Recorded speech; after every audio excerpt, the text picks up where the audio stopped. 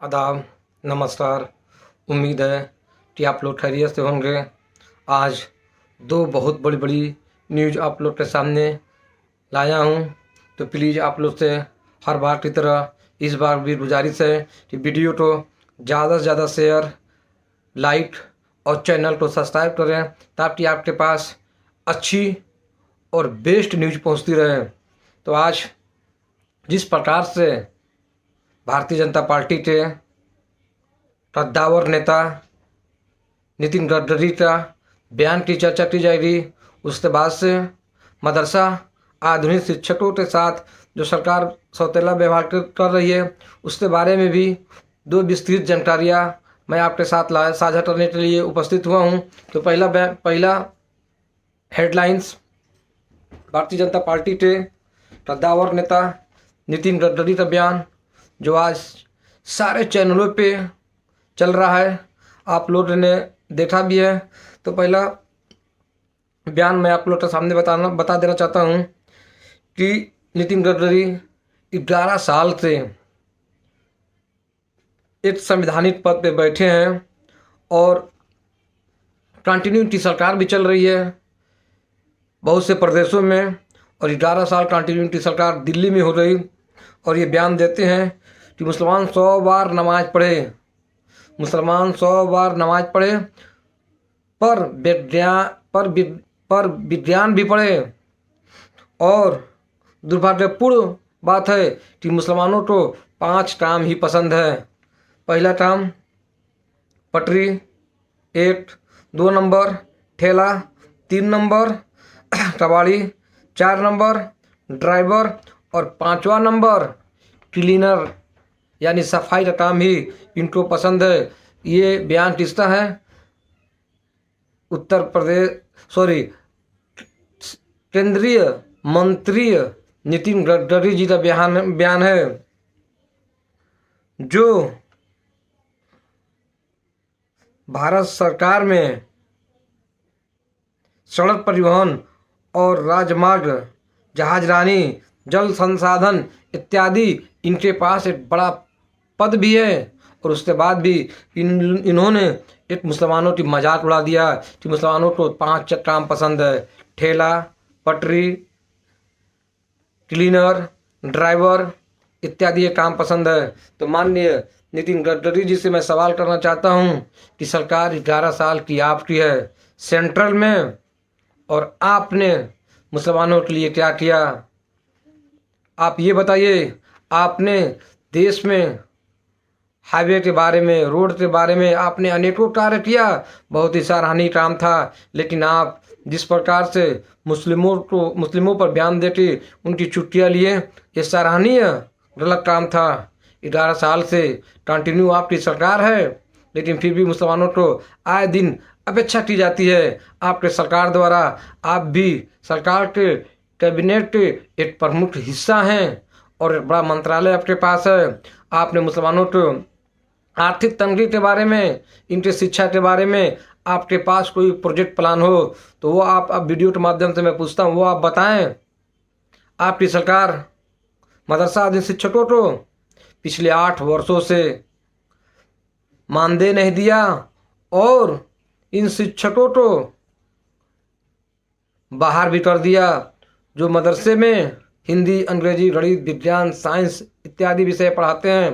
तो माननीय नितिन गडकरी जी हमेशा मुसलमानों को सख्त नज़र से, दूसरा कोई नहीं, ये आपकी पार्टी देखती है।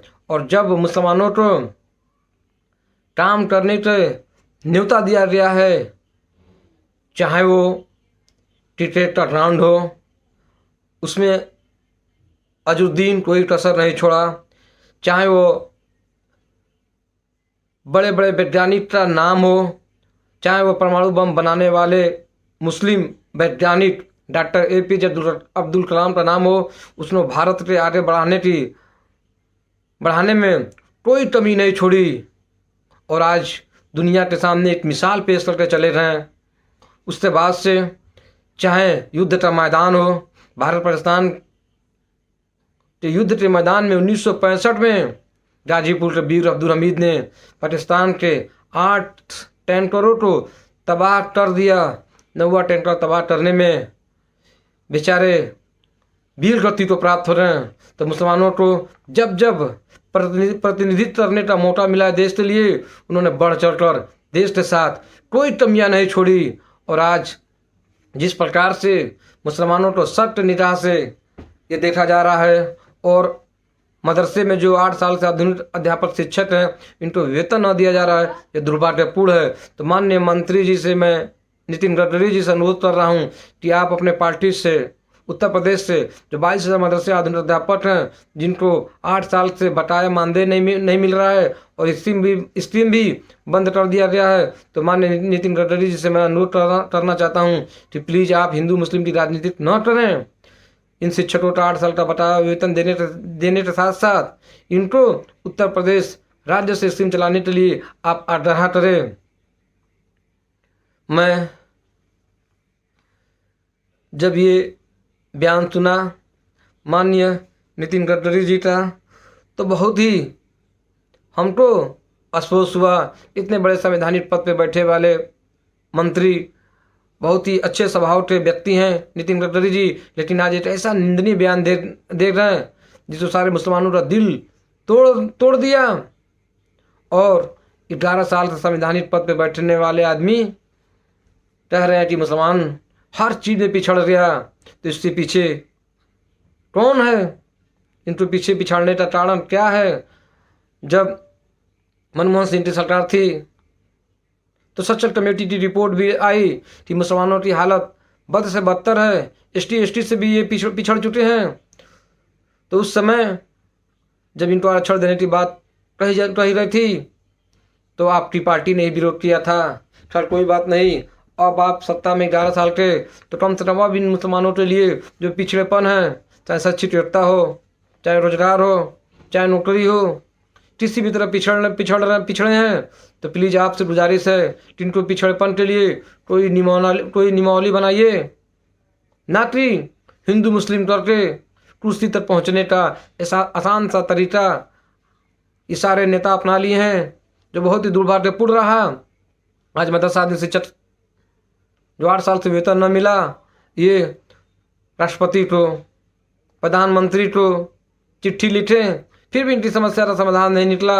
उसके बाद से उत्तर प्रदेश से माननीय मुख्यमंत्री श्री योगी आदित्यनाथ जी से महाराजगंज के मदरसा आदि शिक्षक कृष्ण कुमार कनौजिया जी डोराठाट मंदिर में 5 बार जाके ज्ञापन दिया, फिर भी हर बार के शासन देते रहे मुख्यमंत्री और समस्या का समाधान आज तक न निकला।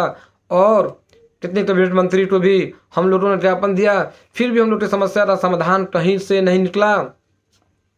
उसके बाद से देश की सबसे बड़ी पार्लियामेंट लोकसभा में भी हम लोग ज्ञापन दिए, आवाज़ उठाई गई, लेकिन फिर भी उतनी बड़ी पार्लियामेंट में से भी हम शिक्षकों की आवाज़ नहीं सुनी रही। उसके बाद से नंबर आता है उत्तर प्रदेश की सबसे बड़ी पंचायत भवन विधानसभा में भी हम लोगों की अनूठी बार आवाज़ उठाई गई, फिर भी समस्या का समाधान नहीं निकला।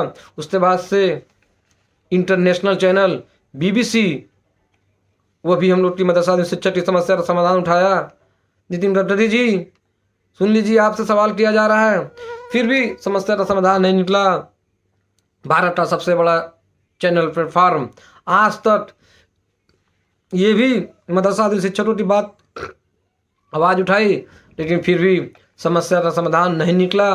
और आज मुसलमान के राजनीतिक केंद्र बन गया है।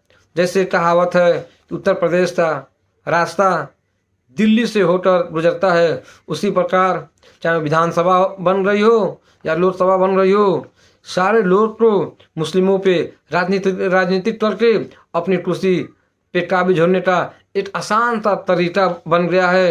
ये हिंदू मुस्लिम करके देश की कुर्सी पे पहुंचने का सबसे आसान व सटीक तरीका बन चुका है। तो मैं माननीय नितिन गडकरी जी से अनुरोध करना चाहता हूं कि प्लीज़ आप मदरसा शिक्षक की समस्या को गंभीरता से लेते हुए इनकी समस्या का जल्द से जल्द निस्तारण करें। आपकी सरकार सेंट्रल में है, आपकी सरकार अनेकों प्रदेशों में है, तो उत्तर प्रदेश में भी मदरसा शिक्षक का 8 साल का वेतन भुगतान करवा दीजिए। आपकी सरकार है, आप इनके पिछड़पन की दूर करिए। अस्सलाम वालेकुम, जय हिंद, जय भारत।